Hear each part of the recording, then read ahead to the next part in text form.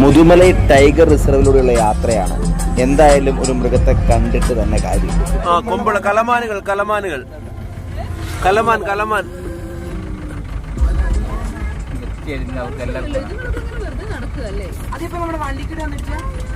എന്റെ കൊമ്പടിഞ്ഞു പോകും.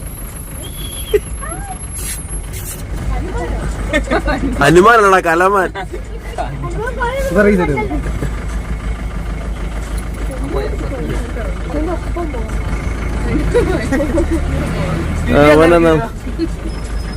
നമുക്കൊപ്പം നടന്നു നീങ്ങുന്ന ഒരു കലമാനെയാണ് നമ്മൾ കണ്ടുകൊണ്ടിരിക്കുന്നത്.